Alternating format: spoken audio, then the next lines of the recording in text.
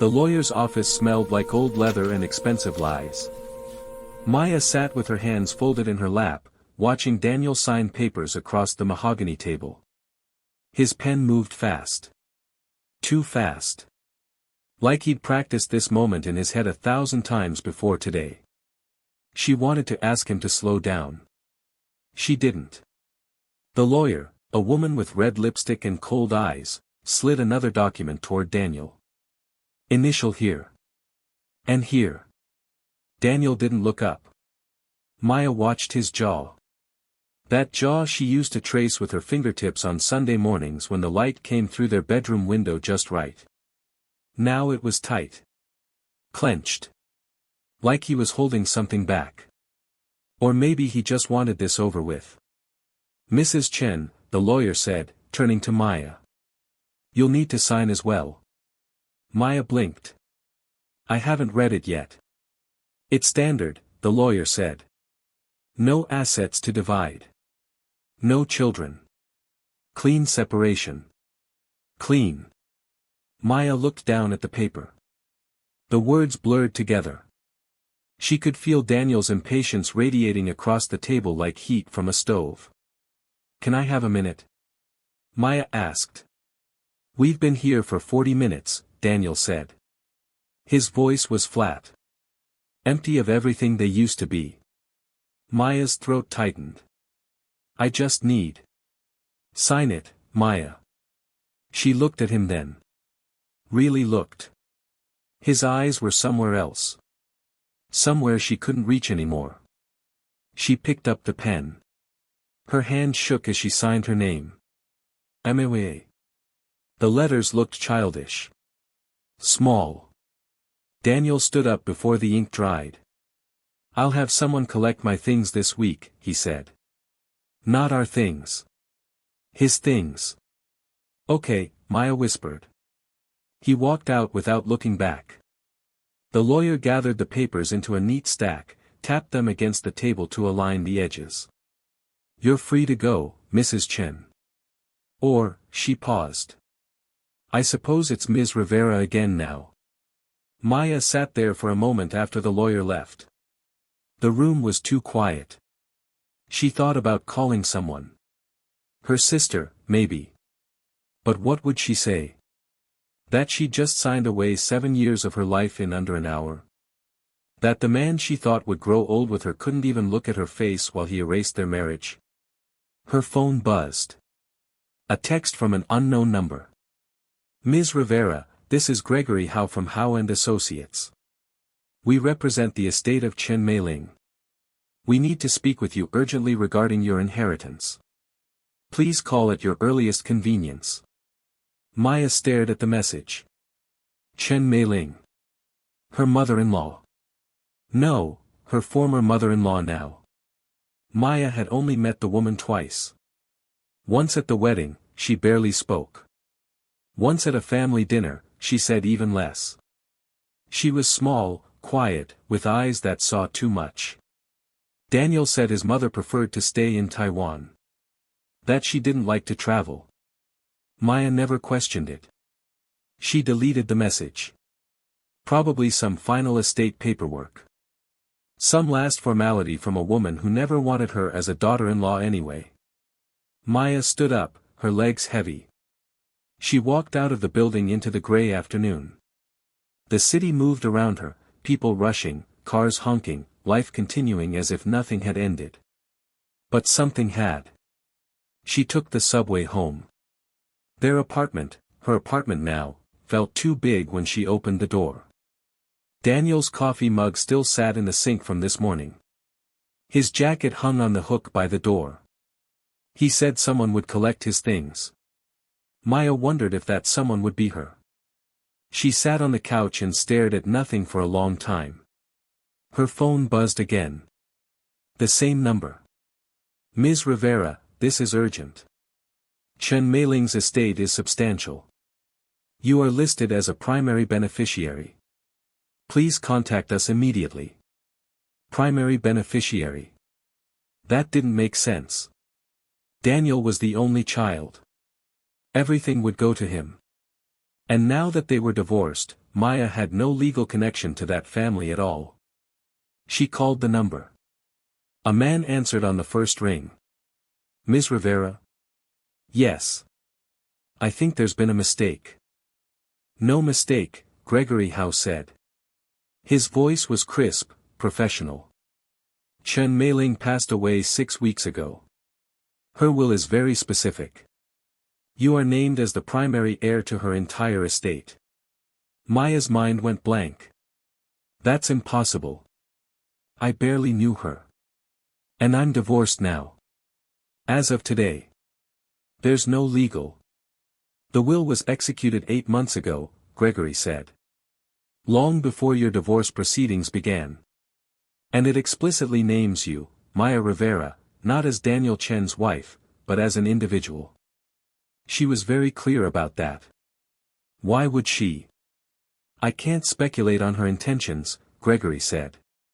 But I can tell you that her estate is valued at approximately $8.2 billion. The room tilted. What? Billion, Ms. Rivera. With a B. Maya couldn't breathe. That's not possible. Daniel said his family was comfortable, but Chen Meiling was the sole owner of Meiling Technologies, Gregory said. One of the largest semiconductor manufacturers in Asia. She kept a very low profile. Very few people knew the extent of her wealth. Maya's hands were shaking. Daniel doesn't know about this. That's correct. According to the will, you are the sole heir. Daniel Chen is not mentioned. Why? You'll have to read the will yourself, Gregory said. But I need you to come to our offices as soon as possible. There are legal matters that require your immediate attention. Maya sat in silence. $8 billion. Her mother-in-law, a woman she barely knew, had left her everything. On the same day, her husband divorced her. Ms. Rivera? I'll be there tomorrow, Maya said quietly. She hung up. The apartment was still too quiet. Maya looked at Daniel's coffee mug in the sink. At his jacket on the hook. Something twisted in her chest. Not sadness. Not anymore. Something sharper. She picked up her phone and opened her messages. Found Daniel's name. Her thumb hovered over the keyboard. Then she locked the phone and set it down. No. Not yet. The pressure. Gregory Howe's office was everything the divorce lawyer's office wasn't. Floor-to-ceiling windows overlooking the harbor. Art that probably cost more than Maya's yearly salary. Furniture that whispered old money in a language she'd never learned. Gregory himself was in his 60s, gray hair combed back, suit perfectly tailored. He gestured to a chair across from his desk. Thank you for coming, Ms. Rivera. Maya sat. She hadn't slept. Her eyes felt raw. Gregory opened a leather folder and removed a document. This is Chen Meiling's last will. I'll read the relevant portions. He cleared his throat. To Maya Rivera, I leave the entirety of my estate, including all assets, properties, shares, and holdings associated with Meiling Technologies and its subsidiaries. I make this bequest not out of affection, we barely knew each other, but out of recognition. Maya, you loved my son with a purity he never deserved. You gave him everything, and he gave you nothing in return. I watched you at that dinner. I saw how you looked at him. How did you make yourself smaller so he could feel bigger? I know that feeling. I lived in it for 30 years with my own husband. I built an empire in silence while he took credit and mistresses. When he died, I vowed that no woman in my family would ever be erased like I was. My son is his father's child. He will never see you. He will never value you. But I do. This fortune is not a gift, it is a reckoning. Use it to become the woman you were before you met him. And if my son comes crawling back when he learns what you've inherited, do not let him in. He doesn't deserve you. He never did. Chen Meiling. Gregory set the document down. Maya couldn't speak. She saw you, Gregory said quietly. In a way, her son never did. Maya's eyes burned. She barely said 10 words to me. Some people see everything and say nothing, Gregory said. Maya stared at the paper. At the old woman's words, handwritten in the margin. He doesn't deserve you. He never did. There's more, Gregory said. He slid another document across the desk. This is a letter Chen Meiling wrote to be delivered to Daniel after you've claimed the inheritance. She wanted him to know exactly why he was disinherited. Maya picked up the envelope. It was sealed. Heavy paper. Daniel's name is written in his mother's handwriting. You don't have to deliver it yourself, Gregory said. We can arrange. No, Maya said. I'll do it. Gregory nodded. There are also conditions to the inheritance. Conditions? You must take an active role in Meiling Technologies. You'll be the majority shareholder, 73% of the company. The board is expecting you. They've been briefed on the transition. Maya's stomach dropped. I don't know anything about semiconductors. She stopped. What was she? A graphic designer who'd been freelancing from home for the past 3 years because Daniel said it was more convenient. Who had slowly stopped taking on clients because Daniel said she was getting too busy. Who'd become so small she barely existed outside of their apartment. Chen Meiling didn't expect you to know the industry, Gregory said. She expected you to learn. She built that company from nothing. She believed you could too. Maya looked at the letter in her hands. When does Daniel find out? She asked. Whenever you decide to tell him, Gregory said. Legally, you're under no obligation to inform him at all. The estate is yours. He has no claim. Maya stood up. I need time to think. Of course, Gregory said. But Ms. Rivera, the business world moves fast. The board meeting is scheduled for next week. If you're going to step into this role, you'll need to prepare. Maya nodded, barely hearing him. She took the letter and walked out into the bright afternoon. $8 billion. A company she'd never heard of. A dead woman's revenge delivered through an inheritance. And a husband, ex-husband, who divorced her 6 hours before she became one of the richest women in the country. Maya stood on the sidewalk, people moving around her like water around a stone. She opened her phone. 17 missed calls from Daniel. 12 voicemails. 43 texts. She opened the most recent one. Maya, we need to talk. This is important. Call me back now. So he knew. Somehow, he'd found out. Maya felt something cold settle in her chest. She blocked his number. Then she went home and started reading everything she could find about Meiling Technologies. 3 days later, Maya walked into the boardroom of Meiling Technologies' North American headquarters. 12 men in expensive suits turned to look at her.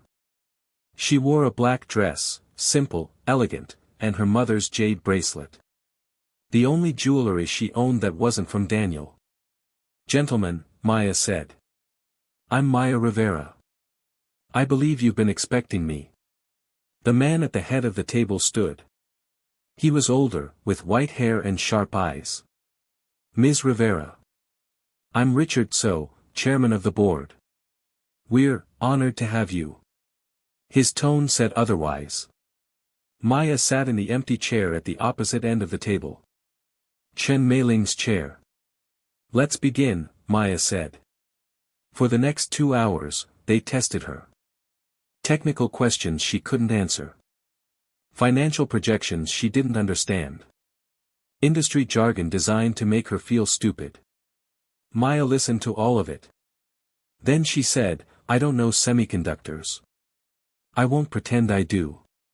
But I know Chen Meiling didn't leave me this company because of my technical expertise. She left it to me because she trusted my judgment. So here's what I need from each of you, a one-page summary of your division's biggest challenge and your proposed solution. On my desk by Friday. No jargon. No bullshit. Write it like you're explaining it to someone you respect, not someone you're trying to confuse. Silence. Richard So leaned back in his chair, studying her. And if we don't? One of the younger executives asked. Smirking. Maya looked at him. Then I'll assume you don't respect me enough to be honest. And I'll find someone who does. The smirk faded. Friday, Maya said. That's all. She stood and walked out. Her hands didn't start shaking until she was in the elevator. That night, Daniel was waiting outside her apartment. He looked terrible. Unshaven, wrinkled shirt, eyes red. Maya, he said when she stepped out of the car. Please. We need to talk. Maya's driver, a man named James who'd been assigned to her by Gregory's office, started to get out. It's fine, Maya said quietly. James hesitated, then nodded. But he didn't drive away. Maya walked to the door. Daniel followed. You blocked my number, he said. Yes. Maya, I know about my mother's will. She stopped, key in the lock. How? My aunt called me. She's furious. The whole family is, he ran his hand through his hair. This is insane, Maya. My mother was sick. She wasn't thinking clearly. We can contest this. We can. No, Maya said. What? She turned to face him. Your mother was perfectly lucid when she wrote that will. She knew exactly what she was doing. She left me nothing, Maya. Nothing. I'm her son. That company was supposed to be yours. Maya's voice was quiet. Dangerous. You didn't even know she owned it. Daniel flinched. That's not fair. You filed for divorce yesterday morning, Maya said. You couldn't even look at me while you erased our marriage. Now you're here because I inherited money. Not because you miss me. Not because you made a mistake. Because of money. That's not, he stopped. His face changed. Something calculating moved behind his eyes. Maya. Baby. I know I hurt you. I know I rushed things. But we don't have to throw away 7 years. We can fix this. Fix what? Us. He stepped closer. I was confused. I was scared. The divorce was a mistake. I can file papers tomorrow to reverse it. We can. Daniel, Maya said softly. Who are you planning to marry? He froze. The lawyer said you filed for divorce. Past tense. Not separation. Divorce. People don't usually do that unless. It doesn't matter, Daniel said quickly. It's over. I ended it. Because I realized. Who is she? He looked away. Maya waited. Her name is Sophie, he finally said. We work together. It wasn't serious. It was a mistake. How long? Maya. How long, Daniel? His jaw tightened. 2 years. The number hit her like cold water. 2 years. You were planning to marry her, Maya said. That's why you rushed the divorce. You wanted it finalized before, she stopped. Before your mother died. His silence was answer enough.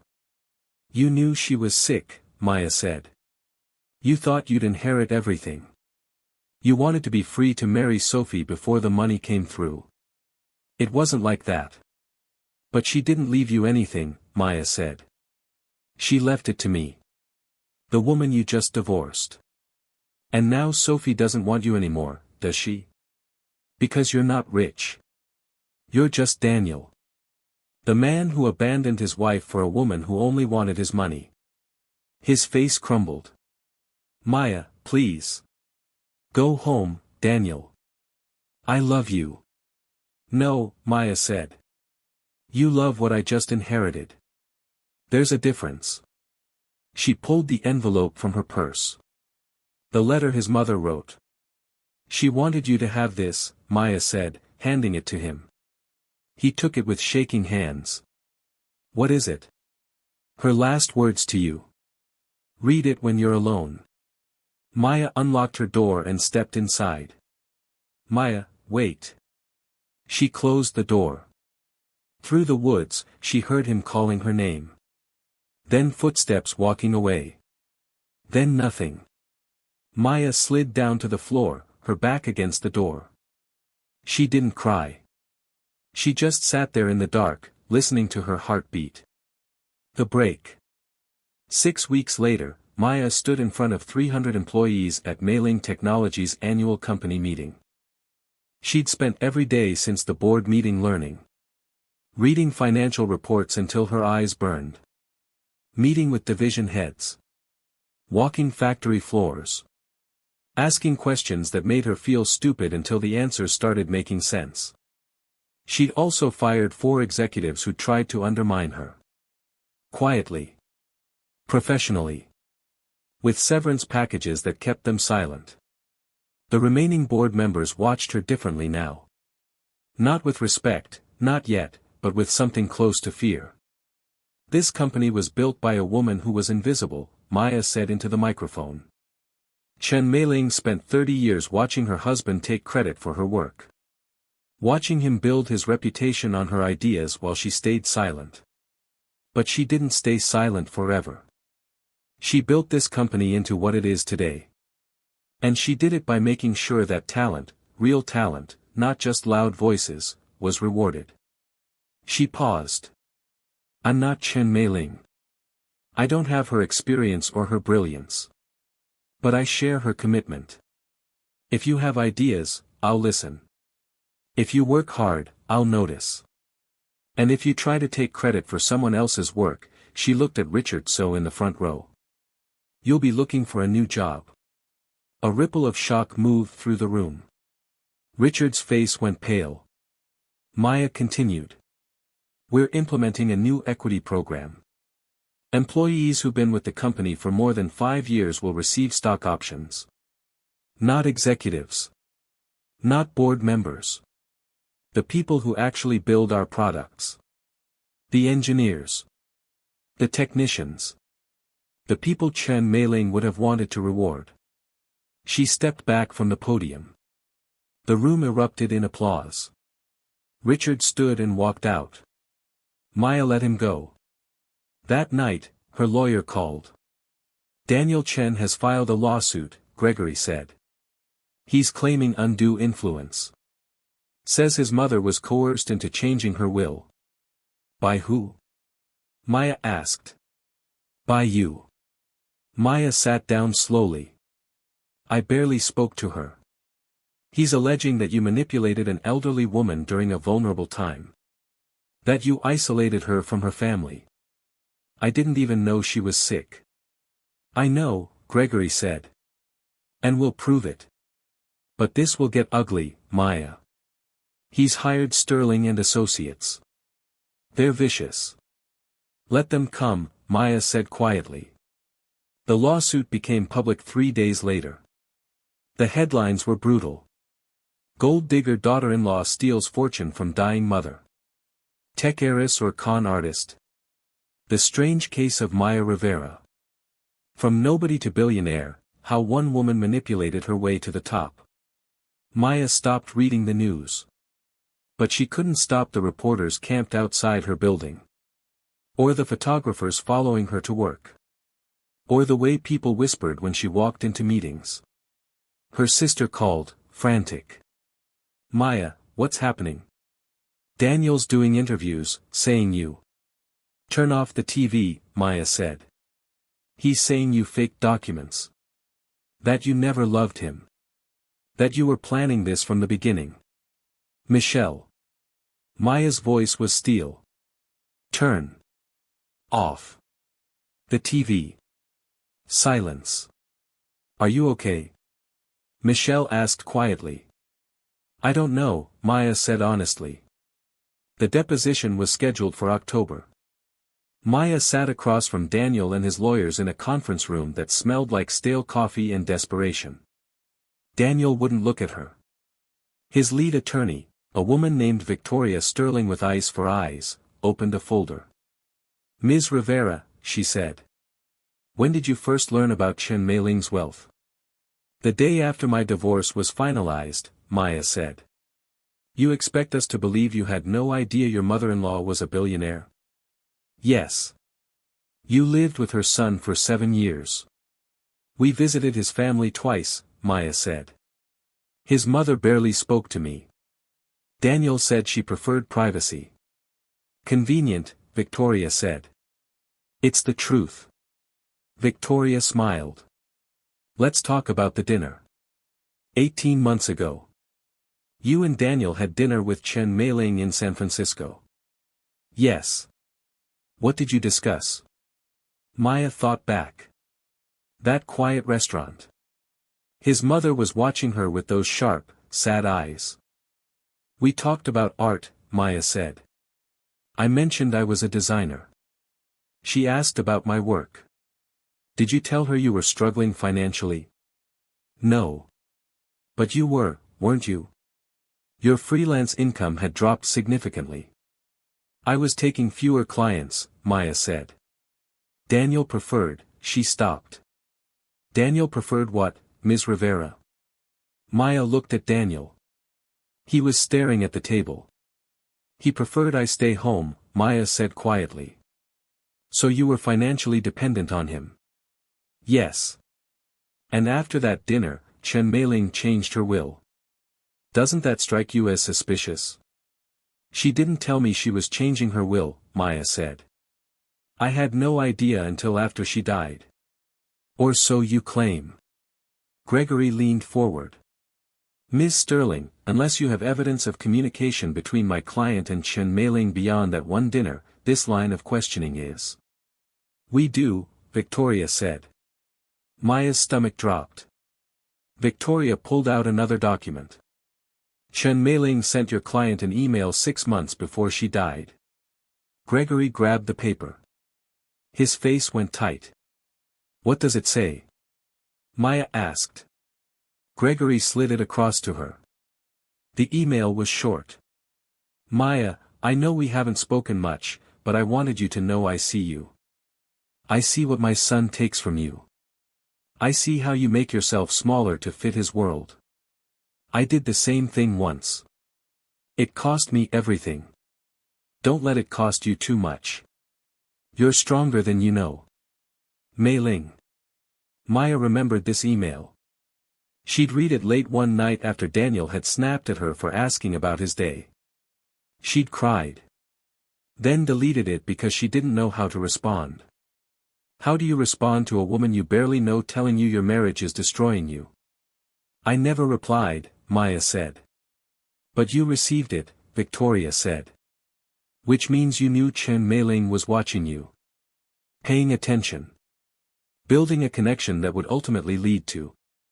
She was trying to help me, Maya said. Or you were manipulating an old woman's sympathy. She saw what your client was doing to me, Maya said, her voice rising. She saw him erasing me. Making me disappear. And she tried to warn me. That's not manipulation. That's compassion. Compassion worth $8 billion. Victoria said. Maya stood up. We're done here. Ms. Rivera, sit down, Victoria said. We're not finished. Yes we are, Maya said. You want to paint me as a gold digger? Fine. But answer this, if I was manipulating her, why did I sign divorce papers the day before I found out about the inheritance? If I knew what was coming, why would I let Daniel leave? Victoria's smile didn't reach her eyes. Maybe you knew he'd come back. Maybe that was the plan all along. If that was the plan, Maya said quietly, why haven't I let him in? She walked out. The consequence. The trial lasted 3 weeks. Daniel's lawyers brought in handwriting experts who questioned the will's authenticity. Financial analysts who claimed Chen Meiling wasn't mentally capable of making such a drastic change. Family members who testified they'd been cut out by Maya's influence. Maya sat through all of it. On the final day, Gregory called her to the stand. "Ms. Rivera," he said. "Why do you think Chen Meiling left you her fortune?" Maya looked at the courtroom. Daniel is sitting with his lawyers. The judge was watching her with tired eyes. "Because she knew what it felt like to be erased," Maya said. "She spent 30 years in a marriage where she did all the work and got none of the credit. Where she built an empire while her husband took mistresses and accolades. She died without her son ever really seeing her. And when she looked at me, she saw herself. A woman disappearing inside someone else's life. She left me her fortune because she wanted one woman in her family to be free. To take up space. To not apologize for existing. And the fact that Daniel divorced you the day before you inherited?" "I think she knew he would," Maya said quietly. "I think she knew exactly who her son was. And this was her way of making sure he understood what he lost." Gregory nodded. No further questions. The judge ruled in Maya's favor. The will stood. Daniel left the courtroom without looking at her. 6 months later, Maya stood in the lobby of Mailing Technology's new research facility. It had taken half a year, but the company was thriving. Revenue up 23%. 3 new patents filed. Employee satisfaction at an all-time high. She'd also started a foundation in Chen Meiling's name. Scholarships for women in STEM. Grants for female entrepreneurs. Resources for women leaving abusive relationships. Her phone buzzed. A text from an unknown number. "I saw the announcement about the foundation. Mom would have loved it. I'm sorry for everything. D." Maya stared at the message for a long time. Then she deleted it. Some apologies come too late. Some doors, once closed, stay closed. That night, Maya stood in her new apartment, a penthouse with floor-to-ceiling windows overlooking the city. She'd sold the old place. Too many ghosts. She poured herself a glass of wine and walked to the window. The city stretched out below her, lights flickering like stars. She thought about the woman she was a year ago. Small. Quiet. Disappearing. She thought about Chen Meiling's email. "You're stronger than you know." She thought about Daniel. About Sophie. About the lawyer's office where she'd signed her name and walked out thinking her life was over. It wasn't over. It was just beginning. Maya raised her glass to the window. "Thank you," she whispered. To a woman she barely knew. To a ghost who saw her when no one else did. The city lights blurred. Not from tears. From something else. Something that felt like power. 3 years later, Maya sat in a board meeting at a company she was considering acquiring. The CEO was nervous. Sweating. Pitching hard. "We've had some setbacks," he said. "But with the right investment." "Who's your head of R&D?" Maya asked. "Daniel Chen," the CEO said. "He just joined us 6 months ago. Brilliant guy. Used to work at." "Pass," Maya said, standing up. "Wait, Ms. Rivera, if you just let me explain." "I've seen enough," Maya said. She walked out. In the hallway, she passed a conference room. Through the glass, she saw him. Daniel. Older. Thinner. Presenting to a room of people who looked bored. He glanced up. Their eyes met. She saw the recognition. The shame. The desperate hope that she might save him one more time. Maya smiled. Then she kept walking. Some people spend their whole lives looking for revenge. Maya didn't have to look. She just had to live well. And that was the cruelest punishment of all. The end. If this story touched you, subscribe so you don't miss the next one.